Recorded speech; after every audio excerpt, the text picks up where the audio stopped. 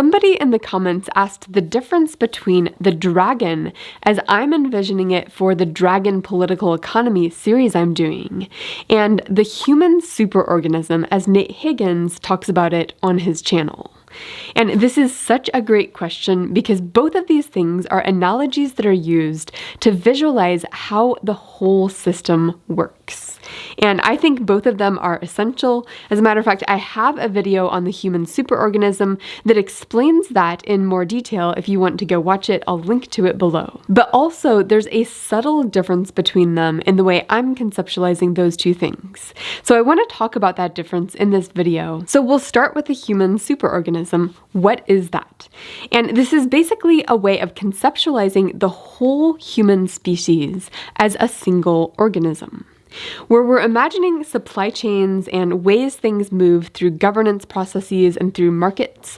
We're imagining those as being analogous to the circulatory system in the body, the endocrine system in the body, the digestive system in the body, and that we can learn things about the way the whole system works through this analogy. And I conceptualize this as the human superorganism having cancer, where cancer sort of sucks resources in its direction.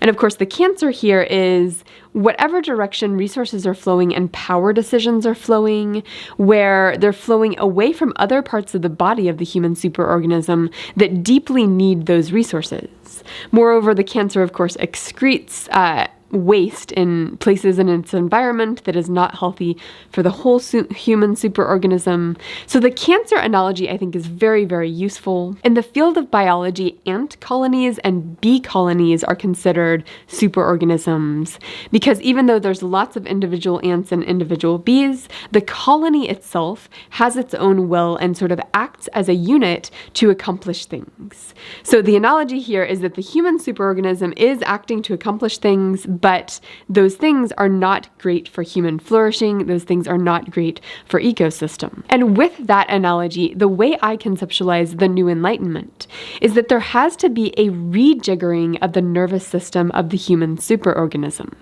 It's not like we're on the other side of whatever the next 10 years, 20 years are going to be. It's not like we're not going to have a human superorganism at all. There's going to be connections and movement across different parts of the body. Now, they may not look at all like they do today, but there's still going to be a weaving together of the human species in some way. That's the general analogy. Now, how does that relate to the dragon? Where the dragon is the way I'm conceptualizing the political economy in the current system. Are these two things the same?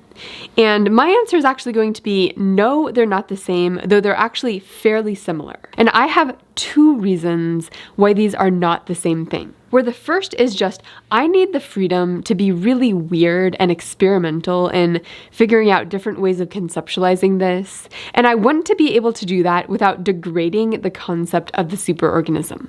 Because the superorganism concept is really solid, lots of other people use it, and I want to be able to refer to that when it's helpful, when it's sort of solid ground and I'm not trying to conceptualize something different. And yet when I'm being more experimental, I want to move into different language and a different analogy so that I don't mess that thing up. The second reason these are subtly different things is because the human superorganism does not require strategic behavior of the type that I am trying to explain and explore through the dragon. And what sorts of strategic properties are we talking about here?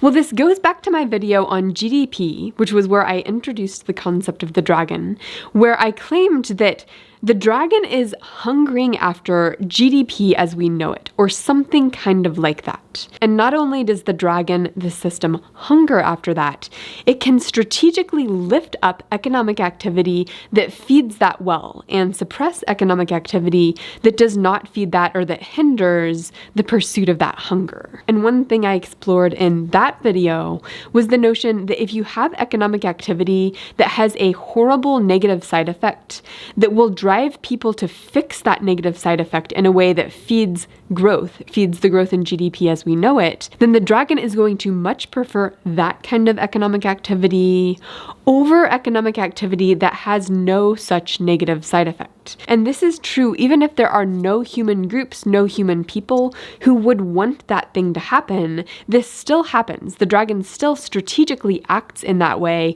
even without individual actors driving it.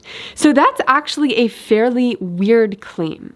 And the human superorganism does not necessarily have that kind of strategic behavior, whereas the dragon itself does in the way I'm conceptualizing it. As a matter of fact, that's the whole purpose of the series, is to figure out how does this kind of strategic behavior that might look like strategic actors doing really bad things from the top, but that's not what's driving it. How does that happen? What's the game theory behind it? That's the dragon series.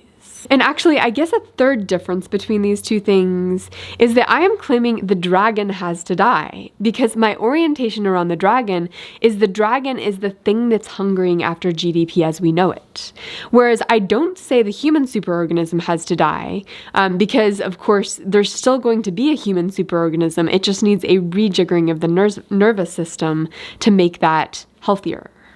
And of course, both of these are just analogies, but for some reason, those two different analogies, the dragon needs to die, which is the strategic behavior around GDP, versus the human superorganism just needs to be rejiggered, that helps me to separate things out and helps me to think about things in a way that I think is helpful for me. And by the way, thank you so much for your enthusiasm about the GDP video.